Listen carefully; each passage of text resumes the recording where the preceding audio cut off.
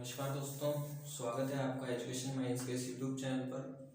दोस्तों, फिजिक्स में आज ये हमारी चौथी वीडियो है फिजिक्स के लेक्चर में।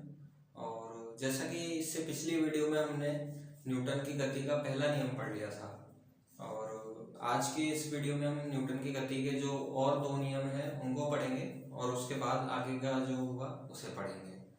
यदि आपने अभी तक हमारे चैनल को सब्सक्राइब नहीं किया है तो प्लीज़ चैनल को सब्सक्राइब करें, और यदि आपको वीडियो अच्छी लगे तो वीडियो को लाइक करें और अपने दोस्तों के साथ शेयर करें। ठीक है दोस्तों, तो आज के इस वीडियो में हम पढ़ेंगे न्यूटन की गति का सेकंड नियम पढ़ेंगे। कौन सा नियम पढ़ेंगे? न्यूटन की गति का सेकंड नियम पढ़ेंगे, फिर थर्ड नियम पढ़ेंगे। उसके बाद हम लोग जो बल है, जो फोर्स होता है, तो उसके बारे में पढ़ेंगे। ठीक है, अलग अलग टाइप के जो फोर्सेस होते हैं उनके बारे में हम लोग चर्चा करेंगे इस वीडियो में आगे। तो सबसे पहले आइए देखते हैं न्यूटन की गति का सेकंड नियम। ठीक है, तो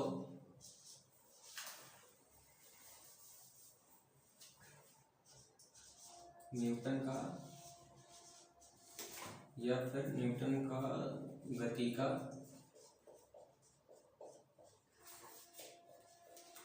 द्वितीय नियम। ठीक है, इसको क्या बोलते हैं? Second law of motion. क्या बोलते हैं? सेकेंड लॉ ऑफ मोशन बोलते हैं। ठीक है, अब देखिए, जो न्यूटन की गति का जो पहला नियम था, तो उस नियम को क्या कहा जाता है? उस नियम को जड़त्व का नियम कहा जाता है। क्या कहा जाता है? जड़त्व का नियम कहा जाता है। और दूसरी बात, पहला नियम किस काम में आता है? पहला नियम जो है उसके माध्यम से हमें क्या पता लगता है? हमें बल की परिभाषा पता लगती है। क्या पता लगती है? बल की जो परिभाषा है वो हमें पता लगती है न्यूटन की गति के पहले नियम से। अब देखिए, गति के पहले नियम से तो हमें बल की परिभाषा मालूम हो गई है ना। अब जो दूसरा नियम है, तो दूसरे नियम से हमें क्या पता लगेगा? जो बल का जो व्यंजक होता है, बल का जो व्यंजक होता है वो पता लगेगा। बल का व्यंजक इन द सेंस क्या होता है कि जो बल का जो समीकरण होता है, व्यंजक या समीकरण होता है, तो उसका जो पता लगता है वो किसमें पता लगता है? न्यूटन की गति के दूसरे नियम में पता लगता है। और जो न्यूटन की गति के जो तीन नियम है उनमें सबसे इंपॉर्टेंट जो नियम है वो यही है। न्यूटन की गति का जो दूसरा नियम है वो सबसे इंपॉर्टेंट है। इसी से जो पहला नियम है वो भी इसी से ही मतलब रिलेटेड है, और दूसरा भी जो तीसरा लॉ है न्यूटन की गति का, जो तीसरा नियम है क्रिया प्रतिक्रिया का नियम, तो वो भी इससे रिलेटेड है। ठीक है, इसी पर आधारित है, मतलब मेन जो फंडामेंटल है वो इसी में छुपा हुआ है न्यूटन का। ठीक है, तो दूसरा नियम में क्या बताता है? बल का व्यंजक बताता है। बल का व्यंजक या बल का समीकरण। ठीक है, अब बल का समीकरण बताता है, तो दूसरा जो नियम है उसको अगर अपन साधारण भाषा में बोले, यदि हम उसको साधारण भाषा में बोले, तो न्यूटन की गति का जो दूसरा नियम होता है वो क्या होता है? इसमें क्या कहते हैं कि देखिए, नॉर्मल भाषा में अगर अपन बोले सिंपल में, तो F इक्वल टू क्या देता है अपने को? F इक्वल टू ma देता है। क्या देगा? F इक्वल टू ma देगा। F मतलब force equal to mass into acceleration, मतलब बल बराबर द्रव्यमान इनटू त्वरण। क्या देगा? बल बराबर द्रव्यमान इनटू त्वरण देगा। ठीक है, और दूसरा क्या है? ये तो होगी एक लैंग्वेज की। ठीक है, बल इक्वल टू द्रव्यमान इनटू त्वरण, ये हो गया। दूसरी बात क्या कहता है कि जो वस्तु का जो संवेग होता है, वस्तु का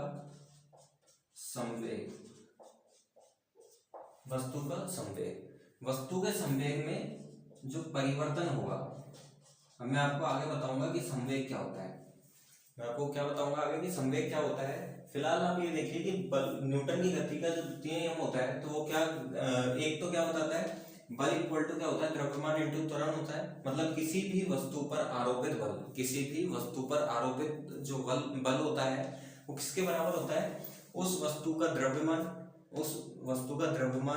और उसके त्वरण, उस वस्तु का द्रव्यमान और उसकी जो भाई वो गतिशील अवस्था में है तो उसका द्रव्यमान और उसके त्वरण का जो गुणा जो होता है, जो क्या होता है मल्टीप्लिकेशन, वो क्या होता है बल होता है। एक तो ये चीज बताता है, और दूसरी क्या बताता है कि बल वस्तु के संवेग में परिवर्तन, वस्तु के संवेग में परिवर्तन इसके अनुक्रमानुपाती होता है।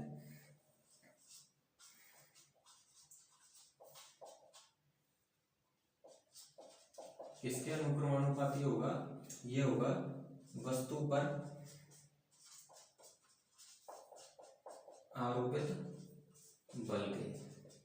ठीक है, वस्तु के संवेग में परिवर्तन, वस्तु के संवेग में परिवर्तन किसके अनुक्रमानुपाती होता है? वस्तु पर आरोपित बल के।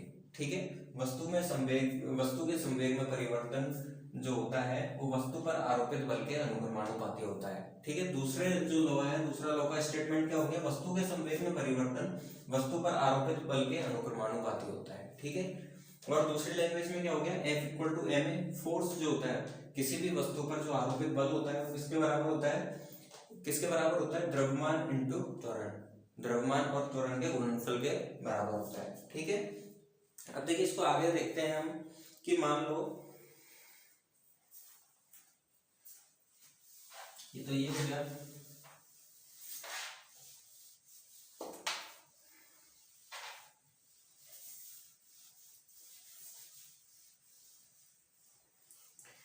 F equal to M A हमें दिया हुआ है। देखिए F equal to M A यही दिया हुआ है।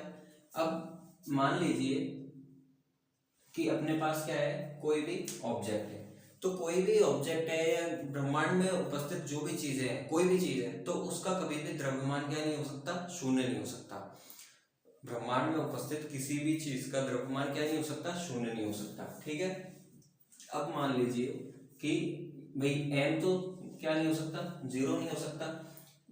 यदि मान लीजिए यदि अपना a जीरो है, यदि a zero, a equal to zero है, तो क्या होगा? f इक्वल टू जीरो होगा। यदि a इक्वल टू जीरो है तो क्या होगा? f इक्वल टू जीरो होगा। ठीक है, यदि f इक्वल टू जीरो है, यदि f इक्वल टू जीरो है तो a इक्वल टू जीरो होगा।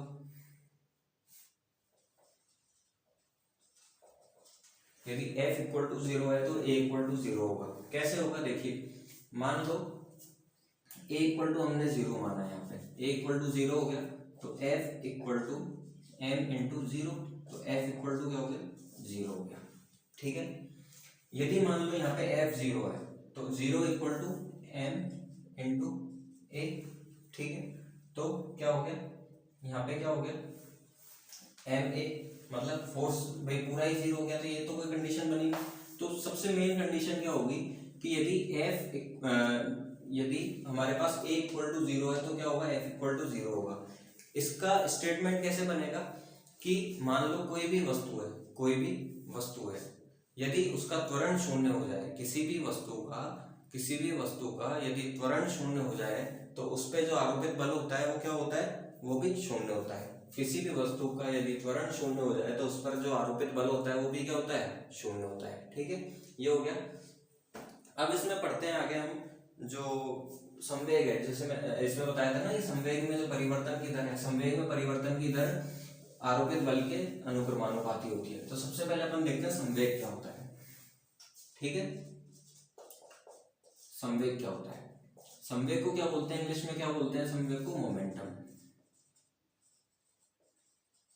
ठीक है, संवेग को क्या बोलते हैं? मोमेंटम बोलते हैं इंग्लिश में। संवेग क्या होता है? संवेग का देखिए फॉर्मूला क्या होता है?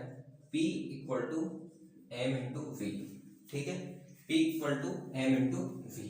संवेग जो होता है मोमेंटम, उसको P से डिनोट किया जाता है। किससे डिनोट किया जाता है? P से डिनोट किया जाता है। P equal to m v, मतलब mass into velocity, mass into velocity या द्रव्यमान इंटू वेग, ये होता है संवेग। द्रव्यमान इंटू वेग क्या होता है? संवेग होता है। अब ये कह रहा है कि जो न्यूटन का सेकंड लॉ क्या कह रहा है कि जो संवेग जो है उसमें जो परिवर्तन हो रहा है, संवेग में जो परिवर्तन हो रहा है, तो वो परिवर्तन किसके बराबर है? जो आरोपित जो बल है, आरोपित बल क्या है? F। तो संवेग में जो परिवर्तन है वो आरोपित जो बल है, वस्तु पर आरोपित जो बल है, तो उसके अनुप्रमानुपाती होगा। यदि संवेग, मान लो संवेग किसी चीज पे ज्यादा लग रहा है, ठीक, संवेग किसी चीज पे ज्यादा लग रहा है, तो उस पर जो बल लगाना पड़ेगा उसको रोकने के लिए, देखिए संवेग क्या है, संवेग क्या है, कोई भारी अगर चीज है, कोई भी चीज है, तो अगर वो खिसक रही है आगे की ओर या कहीं भी किसी भी दिशा में वो खिसक रही है, तो वही उसका संवेग है, किस स्पीड से खिसक रही है, ठीक है, वही उसका क्या हो गया, संवेग हो गया। अब मान लीजिए कोई भी 10 किलो की चीज अगर आपके पास 20 मीटर पर सेकंड की स्पीड से आ रही है, 10 किलो की चीज, मान लीजिए 10 किलो की चीज होगी, मतलब m इक्वल टू 10 हो गया, ठीक है, v इक्वल टू क्या हो गया आपका, मान लो v अपन ने मान लिया 5, ठीक है, 5 मीटर पर सेकंड, तो संवेग क्या हो गया यहाँ पे 50, है ना, संवेग क्या हो गया 50 केजी मीटर पर सेकंड, ये हो गया, ठीक है। केजी मीटर पर सेकंड कैसे है, संवेग की जो यूनिट होती है, जो एसआई यूनिट होती है, वो क्या होती है, केजी मीटर पर सेकंड। केजी कैसे आया यहाँ पे, मास के लिए वेलोसिटी क्या होती है, मीटर पर सेकंड, तो ऐसे आ गया केजी मीटर पर सेकंड। यदि मान लीजिए अपने पास m इक्वल टू 10 केजी है और v इक्वल टू 5 मीटर पर सेकंड है, तो संवेग क्या हो गया 50 केजी मीटर पर सेकंड हो गया, ठीक है। यदि मान लो अपने पास एक केस में m इक्वल टू 5 किलो है, ठीक है, दूसरे केस में v इक्वल टू भी 5 किलो है, 5 मीटर पर सेकंड, तो कितना हो गया 25 केजी मीटर पर सेकंड, ठीक है। इसका मतलब क्या है, यदि किसी भी वस्तु का द्रव्यमान या उसकी जो गति की जो वेग है, किसी भी वस्तु का द्रव्यमान या गति का जो वेग है, अगर वो बढ़ेगा, द्रव्यमान बढ़ेगा या वेग बढ़ेगा या वेलोसिटी बढ़ेगी, तो उसका क्या होगा, संवेग में क्या होगा, परिवर्तन होगा, और बढ़ने से क्या होगा, संवेग भी बढ़ेगा, ठीक है। द्रव्यमान या वेग के बढ़ने से उसका क्या क्या बढ़ जाएगा, उसका संवेग बढ़ जाएगा, ठीक है। ये अब मान लो संवेग बढ़ गया, तो उसमें क्या होगा, उसको जैसे मान लो कोई भी चीज अगर 10 किलोग्राम की कोई भी वस्तु 5 मीटर पर सेकंड की स्पीड से यदि मेरी तरफ आ रही है, तो मेरे को उसको रोकने के लिए क्या करना पड़ेगा, उसके मतलब जितने ज्यादा संवेग से वो आएगी, तो उतने ज्यादा ही तो फोर्स लगाना पड़ेगा मेरे को भाई, जितने संवेग से वो आएगी तो उतने ही तो ज्यादा फोर्स लगाना पड़ेगा। मतलब यदि संवेग जो है वो बढ़ रहा है, तो उस पर जो आरोपित बल जो है, आरोपित वो जो बल है, तो वो भी क्या क्या करना पड़ेगा, मेरे को बढ़ाना पड़ेगा, ठीक है, आरोपित जो बल है तो वो भी बढ़ाना पड़ेगा। तो सेकंड लॉ ऑफ मोशन क्या बता रहा है, यही तो चीज बता रहा है कि न्यूटन की जो संवेग में जो परिवर्तन है, तो वो आरोपित बल के अनुक्रमानुपाती होता है, ठीक है। अब देखिए जैसे इसका इसमें सबसे मेन बात क्या होती है, इसके एग्जाम में जैसे आप यदि एसएससी या रेलवे का एग्जाम देते हो, तो आपके पास क्या होंगे, जैसे 4 ऑप्शन दिए हुए होंगे, और 4 ऑप्शन में से आपके जैसे मान लो एक आपके पास एक स्टेटमेंट दे दिया, ठीक है, स्टेटमेंट दे दिया कि स्टेटमेंट आपके पास दे दिया कि खिलाड़ी द्वारा, क्रिकेट खिलाड़ी द्वारा, ठीक है, क्रिकेट खिलाड़ी द्वारा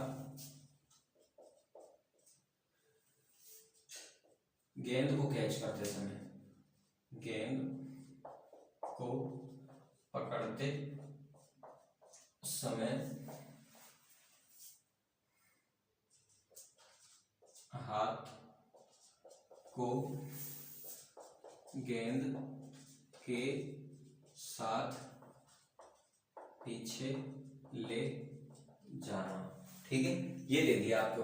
और इसमें आपको ऑप्शन दे दिया ये किस नियम के अंतर्गत आता है, ठीक है, क्रिकेट खिलाड़ी द्वारा गेंद को पकड़ते समय हाथ को गेंद के साथ पीछे की ओर ले जाना, ठीक है। मान लो कोई गेंद आई ऊपर से, ठीक है, और वो कैच करता है, तो कैसे करेगा, यूं तो करेगा नहीं, कैसे करेगा, जैसे गेंद आई तो उसको कैसे करेगा, वो यूं कैच करेगा, ठीक है, गेंद आ रही है, कैच पकड़ना है उसको, तो कैसे करेगा, यूं कैच करेगा, ठीक है, हाथ को गेंद के साथ वो पीछे ले जाएगा। तो ये किस नियम के अंतर्गत आता है, तो आपको ऑप्शन में दे दिया फर्स्ट लॉ के अंतर्गत, ठीक है, सेकंड के, तीसरा आपको दे दिया थर्ड के, और चौथा दे दिया नन ऑफ दीज, ठीक है। तो किसके अंदर हो जाएगा, सेकंड के अंदर हो जाएगा।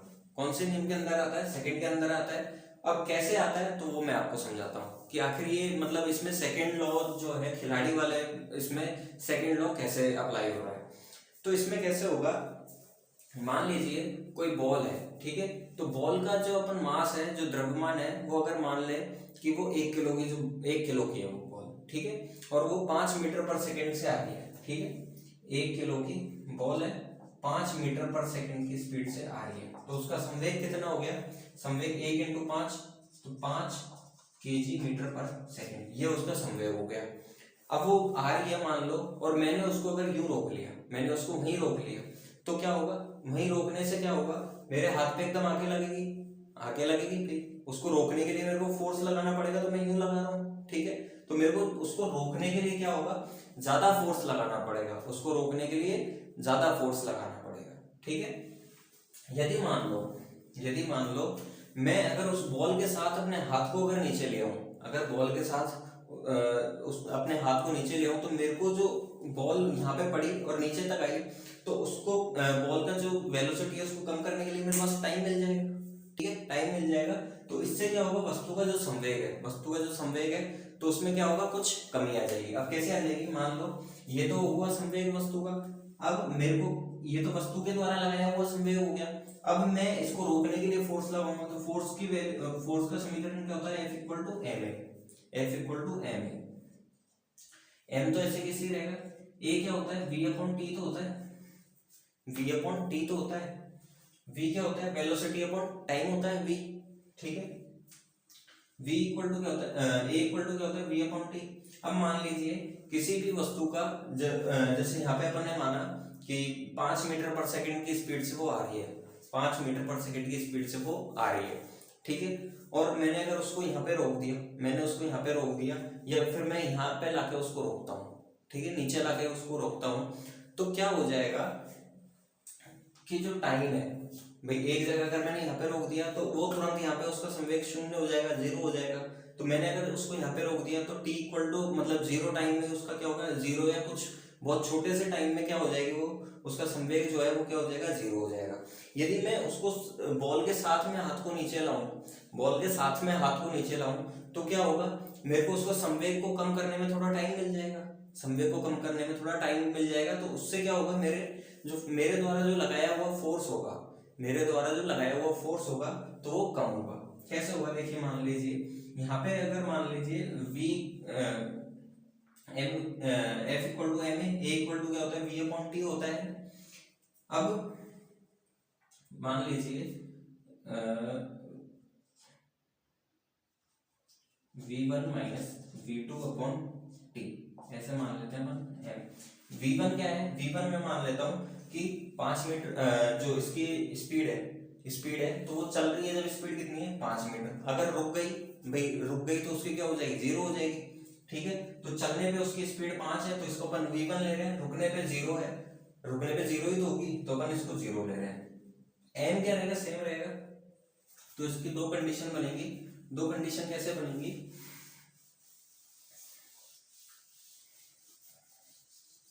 कि एक मान लीजिए m क्या हो गया, 1 kg, v1 5 - 0, ठीक है, v2 क्या हो गया, 0, रुकने पे 0 ही तो हो जाएगी। अब t क्या हो जाएगा, मान लीजिए अगर मैंने उसको यहीं रोक लिया, तो क्या हो जाएगी, मैंने उसको अगर यहीं रोक लिया तो t = 0 टाइम, मेरे को टाइम ही नहीं मिला उसको नीचे लाने तक, यहीं रोक लिया तो t = 0 या बहुत छोटे से टाइम, मान लो आपने 0.2 सेकंड मान लिया, 0.2 सेकंड आपने मान लिया कि 0.2 सेकंड में हमने उसका संवेग क्या कर दिया, 0 कर दिया, ठीक है। तो फिर फोर्स क्या लगाना पड़ा अपने को, तो 5 - 0 क्या हो जाएगा, 5, और 0.2 से इसमें भाग देंगे तो ये हो जाएगा। तो आपको कितना फोर्स लगाना पड़ा, इसमें 25 न्यूटन फोर्स लगाना पड़ा, ठीक है। यदि मान लो मैं उसको नीचे लाता हूँ, यदि अपने हाथ को नीचे लाता हूँ और नीचे लाने में मान लो मेरे को उसमें 2 सेकंड भी मिल गए, नीचे लाने में 2 सेकंड भी यदि मेरे को मिल गए उसमें, तो 2 सेकंड में क्या होगा, उसका संवेग 0 करूंगा मैं, तो फोर्स मेरे को कम लगाना पड़ेगा। कैसे कम लगाना पड़ेगा, देखिए, ये तो हुई कंडीशन फर्स्ट, तो F1 डाल देते हैं। F2 क्या होगी, कंडीशन सेकंड हो गई, तो m = क्या रहेगा, 1 रहेगा, ये भी एज इट इज रहेगा। 5 - 0, 5 पहले है, ठीक है, वेलोसिटी 5 पहले है, मतलब आ रही है जो स्पीड क्या है, 5 है, रोक दी तो क्या हो जाएगी, 0 हो जाएगी, तो 0 ले लिया। इस बार टाइम मान लीजिए मेरे को टाइम मिल गया 2 सेकंड का, यहाँ से यहाँ तक को हाथ लाने में 2 सेकंड लग गए, ठीक है, तो 2 से डिवाइड कर दो इसमें, ठीक है। तो 5/2 2, 5/2 क्या हो जाएगी, 2.5 न्यूटन। 5/2 मतलब 2.5 न्यूटन। अब देखिए यदि मैं बॉल को अगर यहीं रोक लेता हूँ तो मेरे को कितना बल लगाना पड़ रहा है, 25 न्यूटन। यदि मैं उसके साथ में यदि नीचे ला रहा हूँ बॉल को तो मेरे को कितना सा बल लगाना पड़ रहा है, केवल 2.5 न्यूटन बल लगाना पड़ रहा है। इसका मतलब क्या हुआ कि जो संवेग में जो परिवर्तन है, संवेग में परिवर्तन है तो किसके अनुक्रमानुपाती होता है, बल के अनुक्रमानुपाती होता है, पहली बात तो। और दूसरी बात क्या होती है कि जो यदि मान लीजिए अपन उसको वहीं रोक देंगे, भाई अगर अपन उसको वहीं रोक देंगे तो अपने क्या होगा, अपने को ज्यादा फोर्स लगाना पड़ेगा उसको रोकने के लिए। और दूसरा उससे नुकसान क्या हो सकता है कि अगर अपन ज्यादा फोर्स लगाएंगे तो या तो अपने से कैच छूट जाएगा वो वाला, या फिर अपने हाथों में क्या लग सकती है, चोट लग सकती है। ठीक है, तो ये वाला एग्जाम्पल था जो खिलाड़ी द्वारा बॉल को पकड़ने के समय बॉल के साथ हाथ को नीचे लाना। तो ये जो इसका एग्जाम्पल था बहुत इंपॉर्टेंट एग्जाम्पल है, ज्यादातर एग्जाम में ये आपको एग्जाम्पल पूछा जाएगा। और इसके और भी कुछ एग्जाम्पल है जो इसी पर आधारित है, जो हाथ वाला जो एग्जाम्पल मैंने दिया है तो उसी पर आधारित है। जैसे कि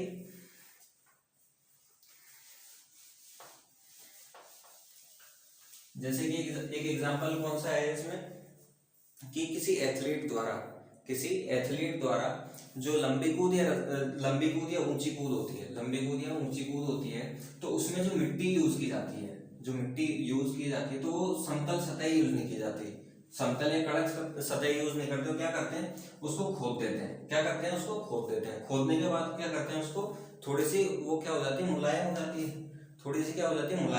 है। तो खिलाड़ी यहाँ पे आके अगर इस पर कूदता है तो उसको क्या नहीं लगती, उसको चोट नहीं लगेगी। ठीक है, उसको चोट नहीं लगेगी। तो दूसरा एग्जाम्पल इसमें ये हो जाएगा। तीसरा एग्जाम्पल क्या हो जाएगा कि जो क्रिकेट की जो बॉल है, क्रिकेट की बॉल क्या होती है, हार्ड होती है, और टेनिस की बॉल क्या होती है, हल्की होती है। तो क्रिकेट की बॉल जो है उसके अपेक्षा, क्रिकेट की बॉल की अपेक्षा जो टेनिस की बॉल होती है तो उसको कैच करना है, उसको पकड़ना क्या होता है, आसान होता है। क्रिकेट की बॉल की अपेक्षा टेनिस की बॉल को पकड़ना क्या होता है, आसान होता है। ठीक है, और क्या हो जाएगा कि गाड़ी जो होती है, गाड़ियों में क्या लगाए जाते हैं, शॉक एब्जॉर्बर लगाए जाते हैं, शॉक एब्जॉर्बर या कमानी लगाई जाती है। कमानी क्या होती है, कमानी किसके लिए होती है, ताकि अपने को जो ब्रेकर वगैरह है तो उन पे क्या लगे, झटका कम लगे। ठीक है, झटका कम लगे, तो वो भी इसीलिए लगाए जाते हैं। ठीक है, ताकि अपने को क्या लगे, उसमें झटका कम लगे। तो ओवरऑल इसके जो 3-4 एग्जाम्पल, जो मेन एग्जाम्पल है वो क्या होते हैं कि एक तो खिलाड़ी द्वारा बॉल को पकड़ते समय जो हाथ है तो उसको बॉल के साथ नीचे लेके जाना। ठीक है, और क्या होता है, जो टेनिस की बॉल है उसको क्रिकेट की बॉल की अपेक्षा कैच करना आसान होता है। गाड़ियों में शॉक एब्जॉर्बर लगाना। और अगला क्या होता है इसमें, ऊंची कूद या लंबी कूद वाले खिलाड़ियों के लिए जो जमीन है तो उसको क्या कर दिया जाता है, खोद दिया जाता है। ठीक है, ताकि उनके जो चोट नहीं लगे। अब इसके बाद हम पढ़ते हैं न्यूटन की गति का तीसरा नियम। तो तीसरा नियम, third law of motion. Third law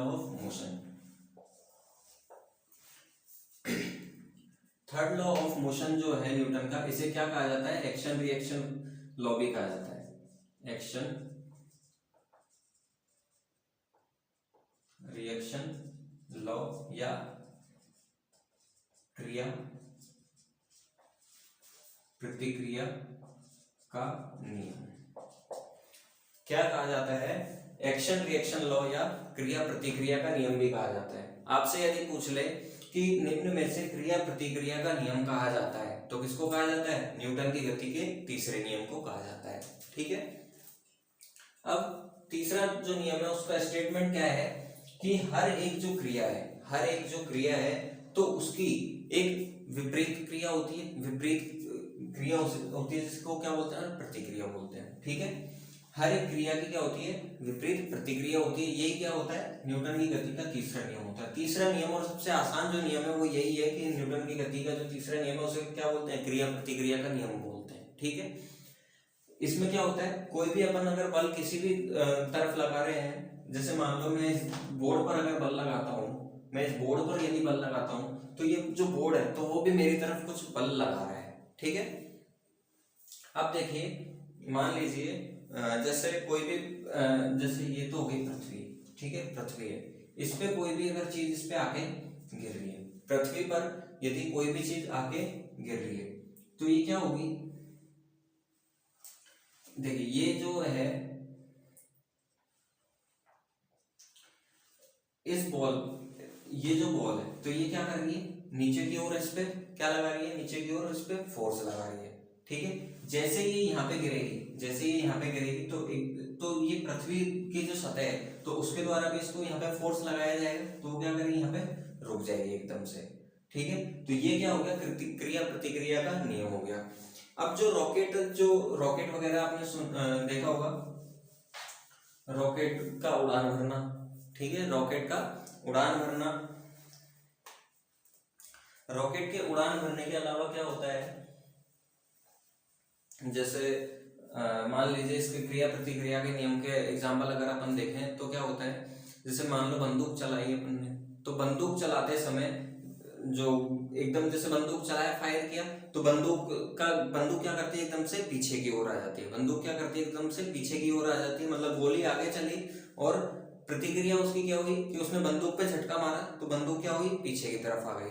पहला एग्जाम्पल तो ये हो गया। दूसरा एग्जाम्पल अगर अपन ले, जैसे आपने नाव में कभी यात्रा की होगी, तो नाव में जो नाव खेने वाले जो होते हैं तो क्या करते हैं, जो उनके पास जो डंडा होता है तो उसको क्या करते हैं, जमीन में मतलब बार बार में क्या करते हैं, जमीन में लगाते हैं, जमीन में लगाते हैं तो जमीन क्या करती है उसका, भाई वो फोर्स लगा रहे हैं जमीन पर डंडे से, तो जमीन इसके अपोजिट में कौन सा फोर्स लगाती है, नाव को आगे बढ़ाने का, ठीक है, नाव को आगे बढ़ाने का।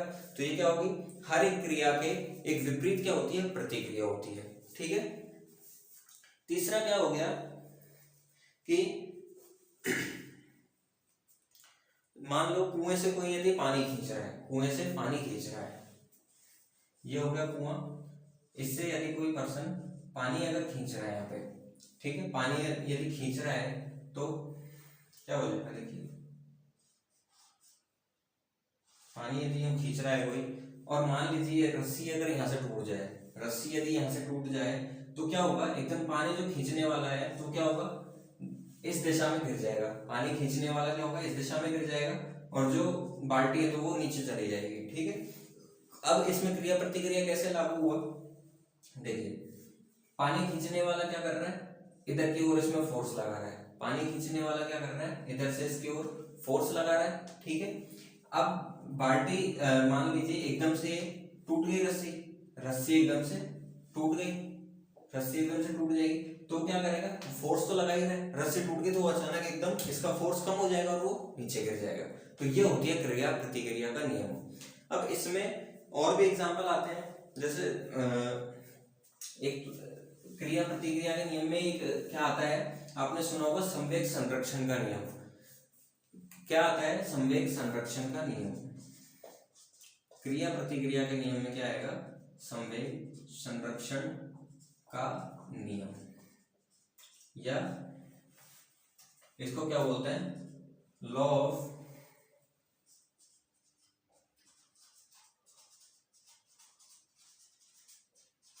मोमेंटम कंजर्वेशन, क्या बोलते हैं, संवेग संरक्षण का नियम या लॉ ऑफ मोमेंटम कंजर्वेशन। ये क्या होता है कि मान लीजिए दो गतिशील वस्तु है, कोई भी दो गतिशील वस्तु है लेकिन बराबर संवेग की, दो बराबर संवेग की, देखिए मैं लिख देता हूं उसको, दो बराबर द्रव्यमान, दो बराबर द्रव्यमान, या फिर अपन द्रव्यमान अगर अपन नहीं लिखें तो चलिए, दो बराबर द्रव्यमान एवं समान संवेग की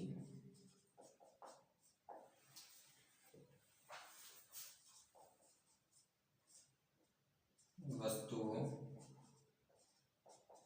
द्वारा विपरीत दिशा में यदि गति की जा रही है तो उनके टकराने पर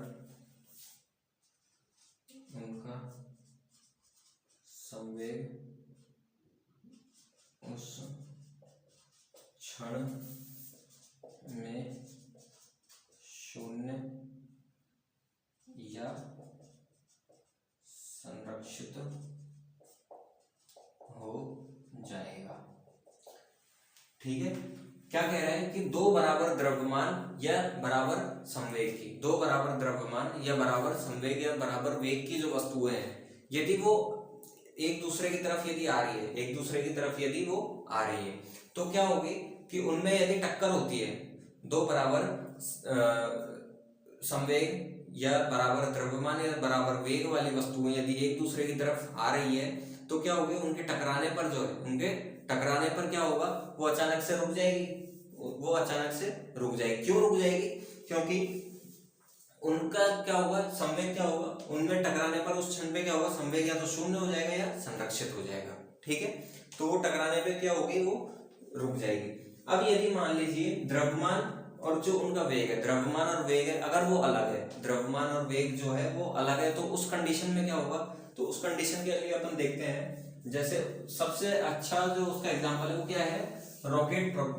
रॉकेट का जो रॉकेट उड़ाना जो होता है, तो उसका सबसे अच्छा एग्जांपल है वो। ठीक है, रॉकेट का जो प्रणोदन होता है, आपने सुना होगा रॉकेट का प्रणोदन जो होता है, रॉकेट उड़ाना, तो उसका सबसे अच्छा एग्जांपल है। देखिए जैसे ये मान लीजिए रॉकेट है,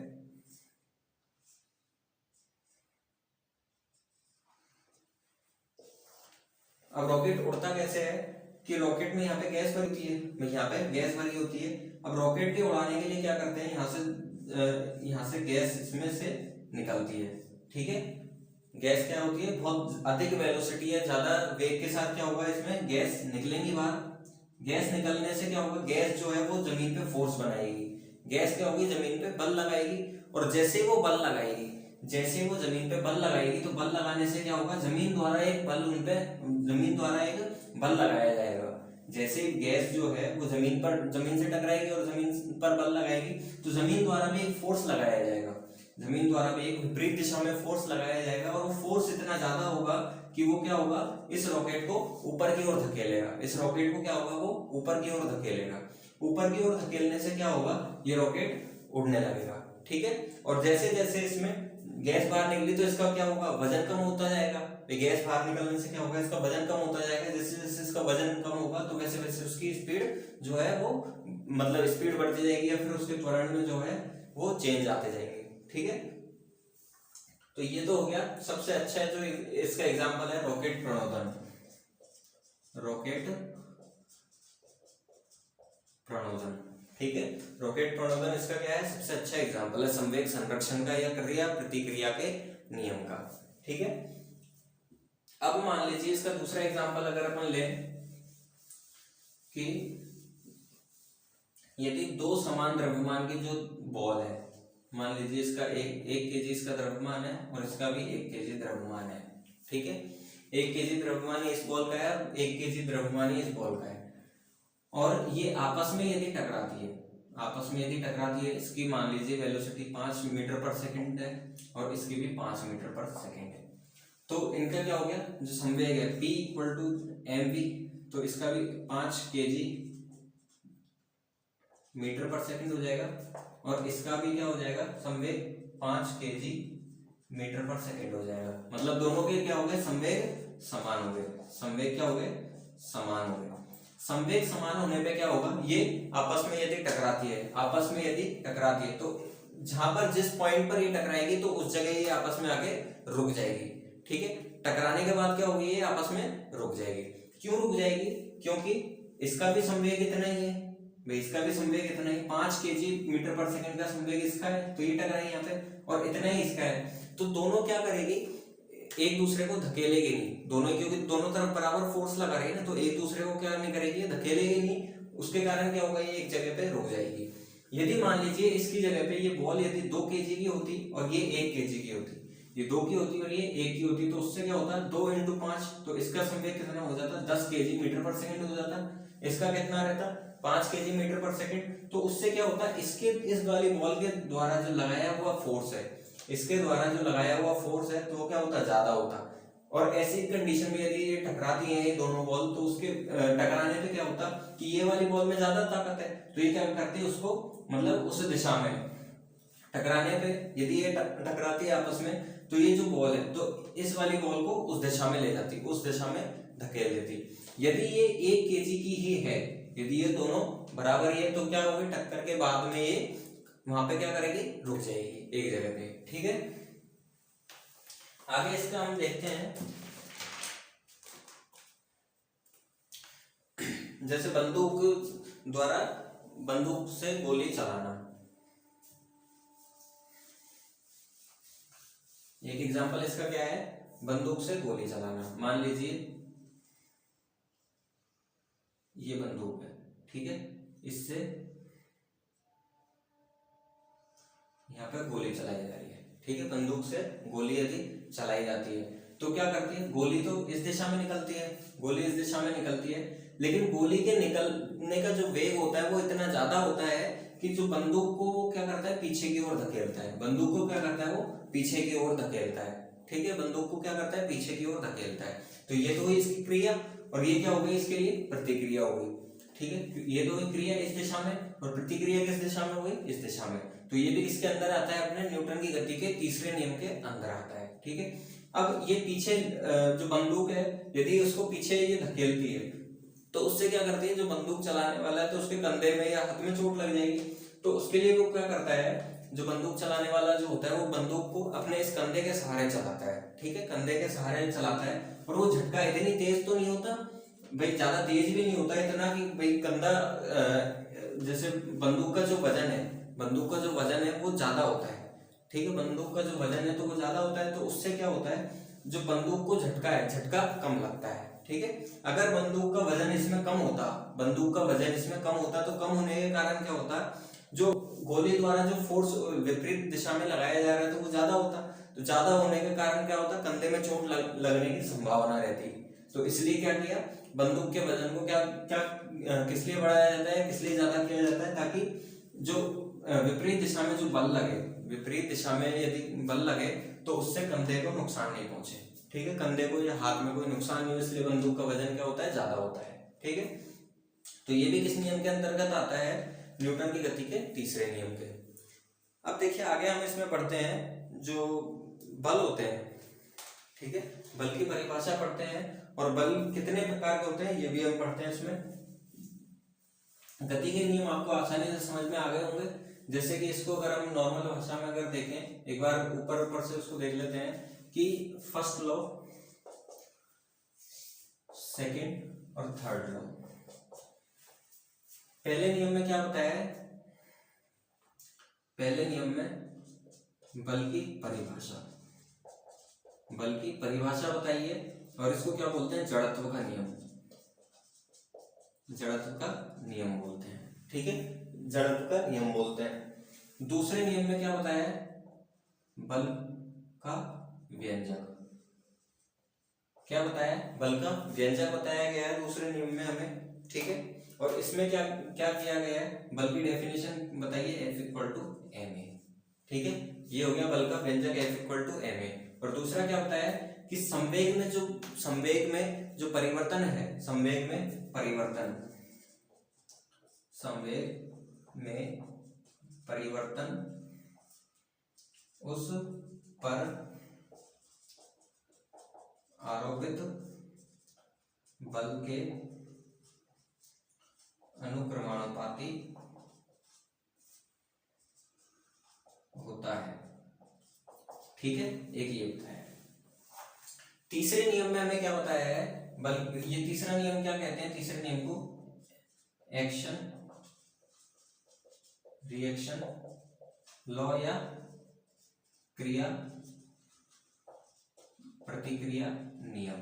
ठीक है, क्रिया प्रतिक्रिया नियम कहा जाता है। ठीक है, इनके एग्जाम्पल क्या होंगे, जैसे फर्स्ट वाले का देखिए, इसमें एग्जाम्पल सबसे ज्यादा इंपॉर्टेंट है। तो एग्जाम्पल क्या होगा, फर्स्ट वाले का एग्जाम्पल जैसे मैंने बताया था आपको पिछले वीडियो में, फर्स्ट जो है लॉ, उसका एग्जाम्पल क्या है, चलती हुई गाड़ी में कोई सवारी बैठी है, और चलती हुई यदि गाड़ी अचानक से रुक जाए तो वो सवारी क्या होगी, वो आगे की तरफ झुक जाएगी। ठीक है, यदि गाड़ी खड़ी हुई है और उसमें सवारी बैठी है और गाड़ी यदि अचानक चल दे तो सवारी क्या होगी, पीछे की ओर धक्का खाएगी।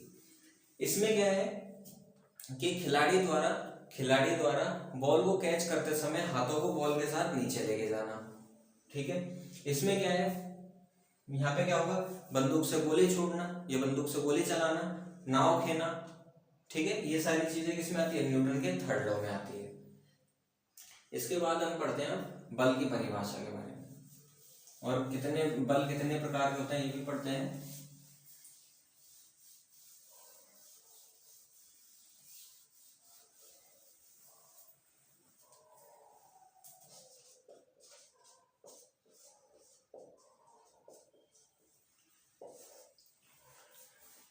देखिए फोर्स, बल, ये क्या होता है, F इक्वल टू क्या होता है, ma। क्या होता है, F इक्वल टू ma होता है। तो बल क्या होता है,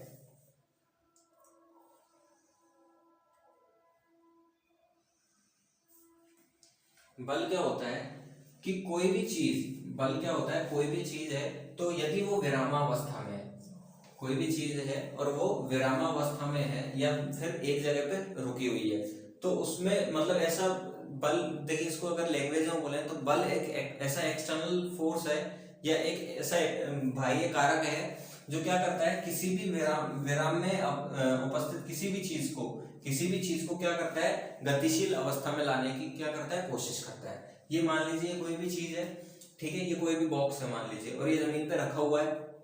ठीक है, यदि हम इस पे कोई भी बल नहीं लगाते हैं तो ये क्या रहेगा, एक जगह पे रखा रहेगा। यदि हम इसको यहाँ से सरकाएं, यदि हम इसको यहाँ से बल लगाएं तो ये क्या करेगा, उधर की ओर खिसकेगा। मतलब जो कारक है, ये जो उनके द्वारा जो इस पे अप्लाई किया गया है इसको खिसकाने के लिए, तो यही क्या है, ये बल है। ठीक है, तो क्या हो गया, बल क्या हो गया कि किसी भी कोई भी ऐसी वस्तु जो कि गतिशील अवस्था में नहीं है, ठीक है, तो उसको खिसकाने के लिए या फिर उसको गतिशील अवस्था में लाने के लिए जो बाह्य कारक यूज किया जाता है या कोई बाह्य कारक जो होता है वो अप्लाई किया जाता है, तो उसे क्या बोलते हैं, उस बाह्य कारक को क्या कहा जाता है, फोर्स कहा जाता है। ठीक है, बाह्य कारक को क्या कहा जाता है, फोर्स कहा जाता है या बल कहा जाता है। बल की एसआई यूनिट क्या होती है, बल की एसआई यूनिट क्या होती है, देखिए बल क्या होता है, F इक्वल टू ma।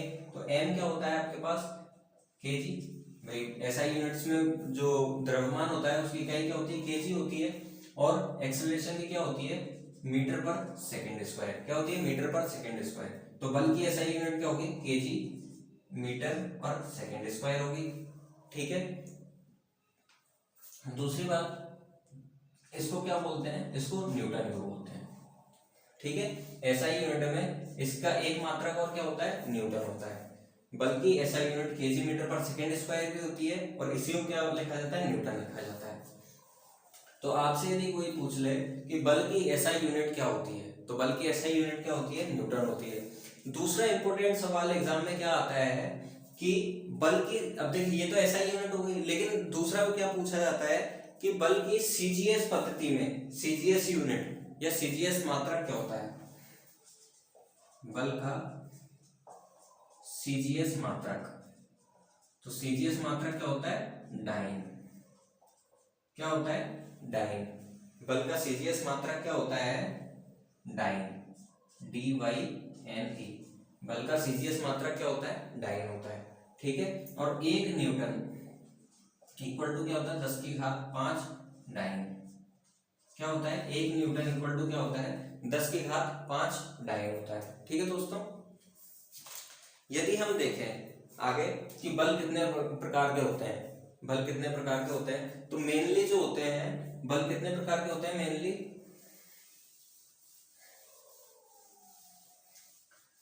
जैसे आपने सुने होंगे, बल होता है एक तो